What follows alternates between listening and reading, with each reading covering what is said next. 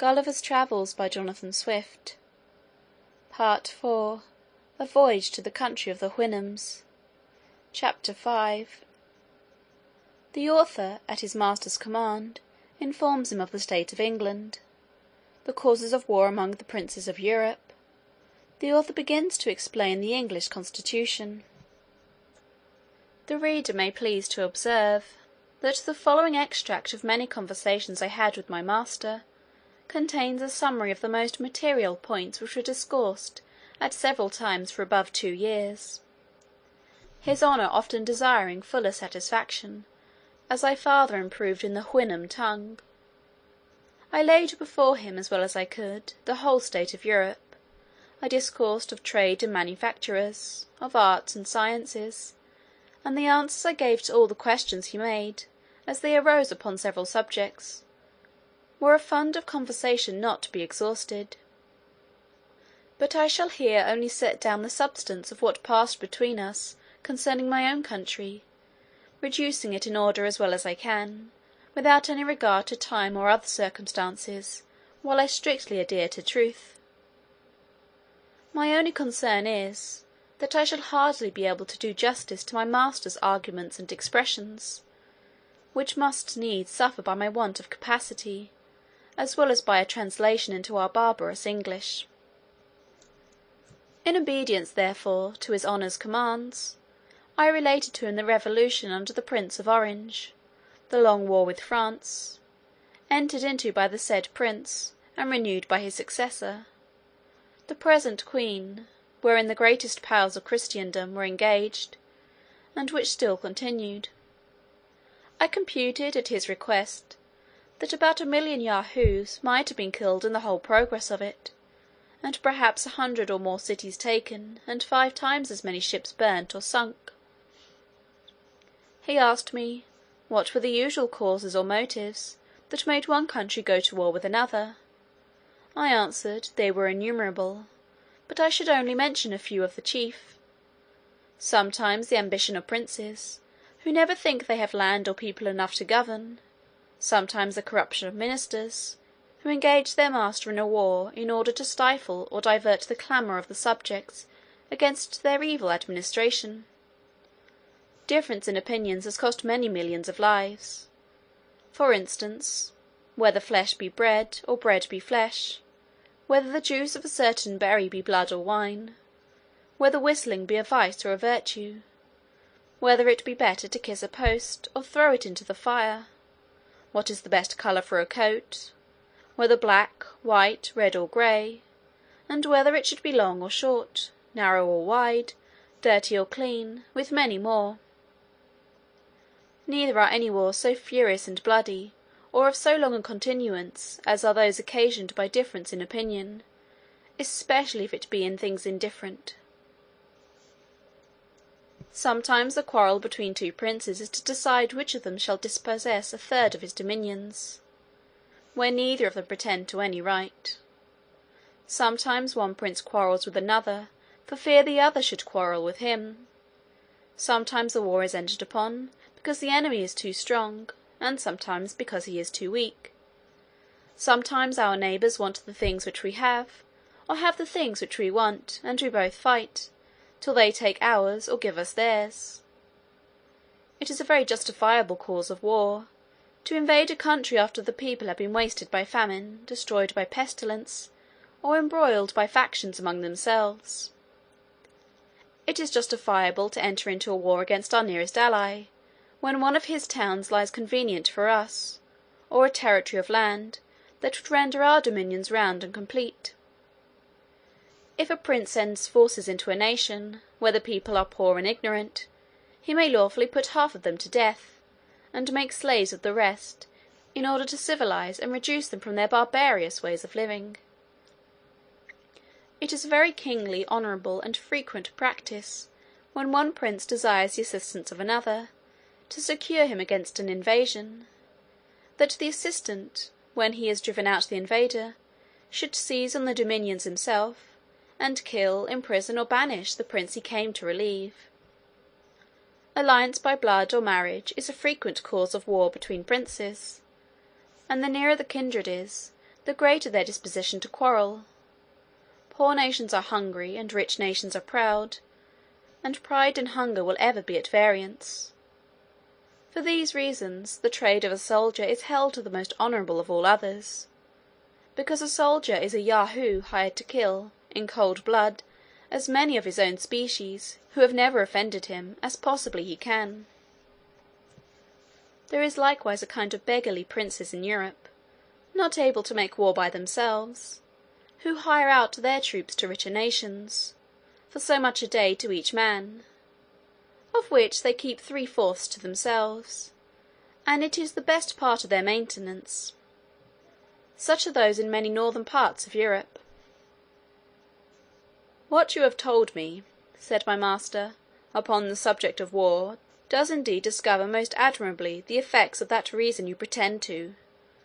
However, it is happy that the shame is greater than the danger, and that nature has left you utterly incapable of doing much mischief.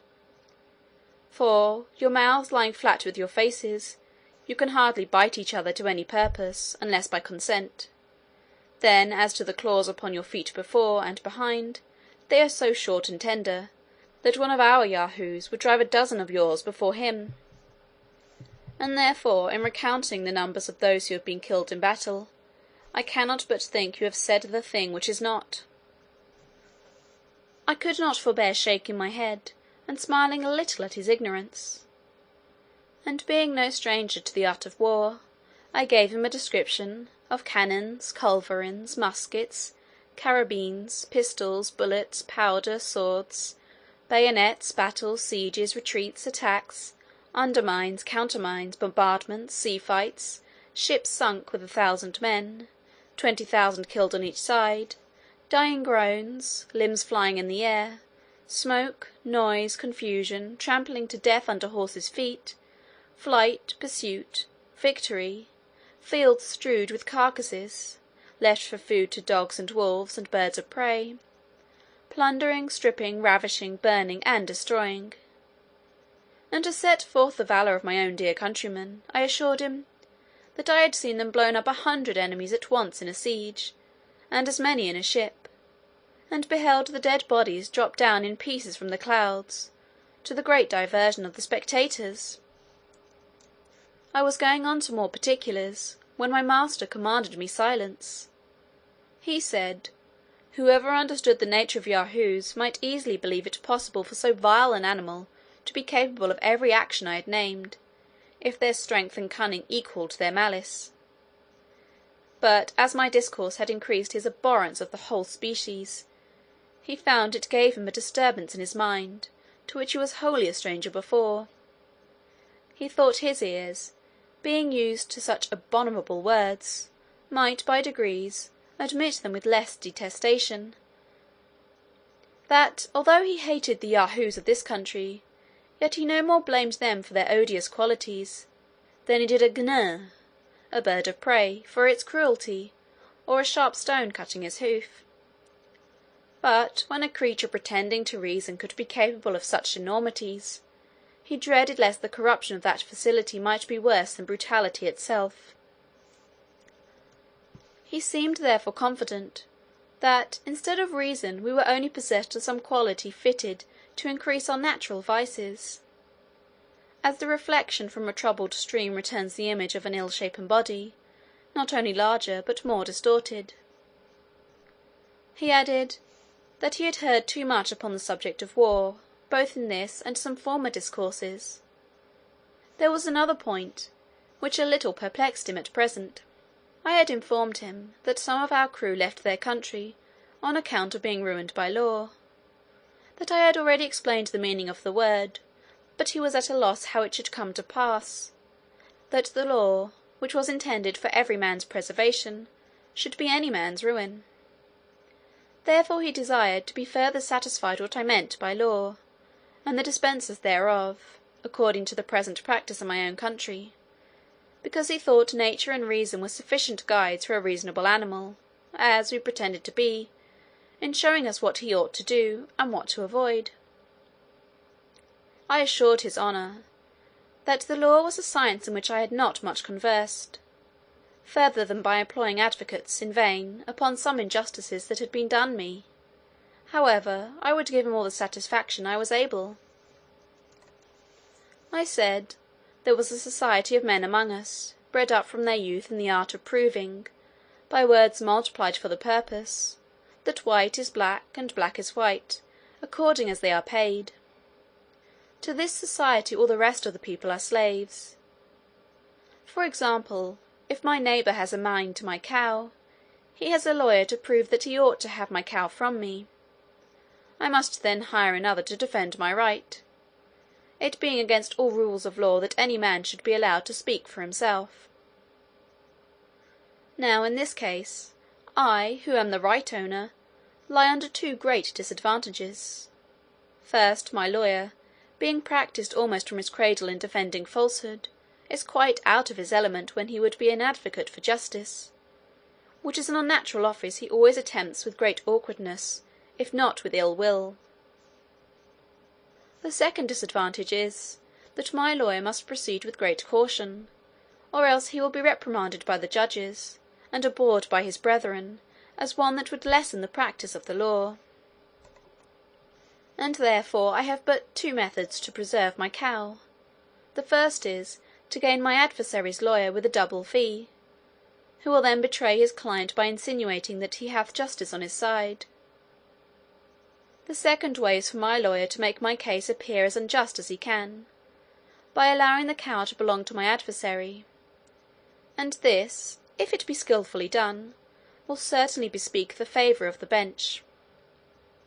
Now your honour is to know, that these judges are persons appointed to decide all controversies of property, as well as for the trial of criminals, and picked out from the most dexterous lawyers, who are grown old or lazy, and having been biassed all their lives against truth and equity, lie under such a fatal necessity of favouring fraud, perjury, and oppression, that I have known some of them refuse a large bribe from the side where justice lay, rather than injure the faculty by doing anything unbecoming their nature or their office.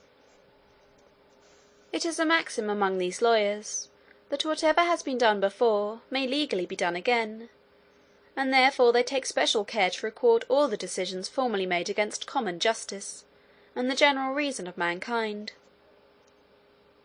These, under the name of precedents, they produce as authorities to justify the most iniquitous opinions, and the judges never fail of directing accordingly. In pleading they studiously avoid entering into the merits of the cause, but are loud, violent, and tedious in dwelling upon all circumstances which are not to the purpose. For instance, in the case already mentioned, they never desire to know what claim or title my adversary has to my cow, but whether the said cow were red or black, her horns long or short, whether the field I graze her in be round or square, whether she was milked at home or abroad, what diseases she is subject to, and the like. After which they consult precedents, adjourn the cause from time to time, and in 10, 20, or 30 years come to an issue. It is likewise to be observed, that this society has a peculiar cant and jargon of their own, that no other mortal can understand, and wherein all their laws are written, which they take special care to multiply, whereby they have wholly confounded the very essence of truth and falsehood, of right and wrong, so that it would take 30 years to decide, whether the field left me by my ancestors for 6 generations belongs to me, or to a stranger 300 miles off. In the trial of persons accused for crimes against the state, the method is much more short and commendable. The judge first sends to sound the disposition of those in power, after which he can easily hang or save a criminal, strictly preserving all due forms of law.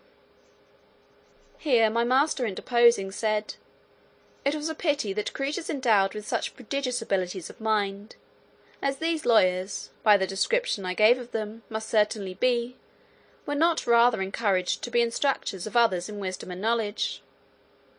In answer to which I assured his honour, that in all points out of their own trade, they were usually the most ignorant and stupid generation among us, the most despicable in common conversation, avowed enemies to all knowledge and learning, and equally disposed to pervert the general reason of mankind in every other subject of discourse as in that of their own profession.